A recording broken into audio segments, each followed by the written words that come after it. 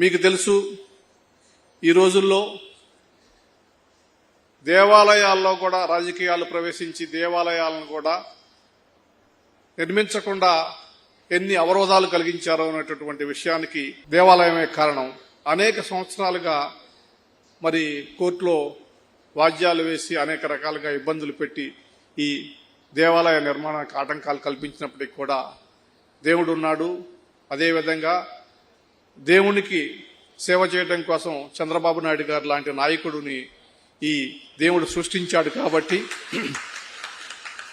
ఆయన నాయకత్వంలో మళ్ళా ఇవన్నీ పునరుజ్జీవింపబడుతున్నాయి.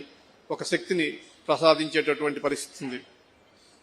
దేవాలయాలు సామాజిక బాధ్యతను నిర్వహిస్తూ సమాజంలో కేవలం ఆధ్యాత్మికతే కాదు, సంస్కరణ మార్పు రావాలా, అదేవిధంగా మానసిక ప్రశాంతతని ప్రజలకు కలగజేయాలా, ఒక ఆధ్యాత్మిక ధోరణితోనే కాకుండా ఇతరగా సంస్కృతి, సాంప్రదాయం, చరిత్ర, భాష, ఆచార వ్యవహారాలు లాంటి అనేకమైనటువంటి మరుగున పడుతున్నటువంటి విషయాలని ప్రజలకు మళ్ళా చెప్పేటందుకు కోసం ఇవాళ ఆలయాలు మార్పు చెందుతున్నాయి.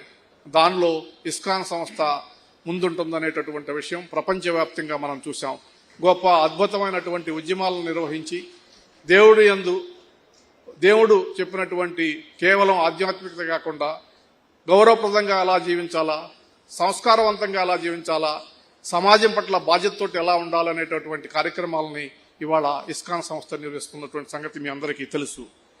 అక్షయ పాత్ర కావచ్చు, లేకపోతే యువతని అనేక కార్యక్రమాల ద్వారా చైతన్యపరచడం కావచ్చు, అధికారుల్లో బాధ్యతను క్రియేట్ చేయడం ద్వారా కావచ్చు. మరి ఈ సంస్థ నిర్వహించినటువంటి కార్యక్రమాలు అద్భుతం. అటువంటి సంస్థని ప్రోత్సహిస్తున్నటువంటి గౌరవ ముఖ్యమంత్రి గారికి, ఆంధ్రప్రదేశ్ ప్రభుత్వానికి ఈ సంస్థ తరపున కృతజ్ఞతలు తెలియజేసుకుంటున్నాను. ఇవాళ మరి రాబోయే రోజుల్లో మరి అన్నదానం అనేటటువంటి గొప్ప కార్యక్రమాన్ని ఆంధ్రప్రదేశ్ ప్రభుత్వం మరి నాయుడు గారి నాయకత్వంలో నిర్వహింపబడుతుంది. అక్షయ పాత్ర ద్వారా దాదాపు అనేక లక్షల మంది ప్రజలకి ఆహారాన్ని అందించబోతుంది. మరి ఇక్కడ మంగళగిరిలోనే అద్భుతమైనటువంటి ఒక అధునాతనమైనటువంటి 50,000 మందికి అన్నదానాన్ని తయారు చేయడం కోసం, అన్నప్రసాదాలు తయారు చేయడం కోసం ఒక క్యాంటీన్ నిర్మించడం జరిగింది. దానిలో రాబోయే రోజుల్లో 1,00,000 మందికి కూడా అన్నప్రసాదాలను తయారు చేసే విధంగా అధునాతన రీతిలో ఒక యంత్ర సామాగ్రితోటి ఒక క్యాంటీన్ నిర్మించబడుతుంది.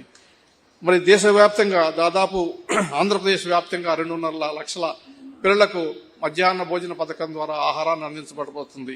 ఇటువంటి గొప్ప కార్యక్రమాలను చేపట్టి సామాజిక బాధ్యతతోటి మరి ఈ రోజున ఆహారం లభించక లేకపోతే వివిధ కారణాలతోటి ప్రజలు ఏ రకంగా ఇబ్బంది పడుతున్నటువంటి పరిస్థితి ఉందో మీరు చూశారు.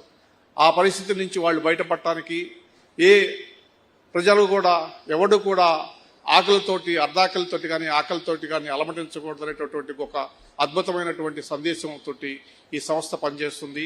ఆ సంస్థకు సహకరించి ఈ సంస్థకి అనేక రకాలుగా మద్దతు ఇస్తున్నటువంటి గొప్ప నాయకులు చంద్రబాబు నాయుడు గారికి మరొకసారి కృతజ్ఞతలు తెలియజేసుకుంటూ ఈ సంస్థ ఇంకా అభివృద్ధి చెందాలని మీరందరికీ కూడా ప్రత్యేకించి దేశవ్యాప్తంగా, ప్రపంచవ్యాప్తంగా ఉన్నటువంటి తెలుగు ప్రజల యొక్క ఆశాజ్యోతి అయినటువంటి చంద్రబాబు నాయుడు గారికి, వెంకటేశ్వర స్వామి, లక్ష్మీ నరసింహస్వామి, శ్రీకృష్ణ భగవాన్ ఆశీస్సులు అందజేయాలని చెప్పి కోరుకుంటూ సెలవు తీసుకుంటాను.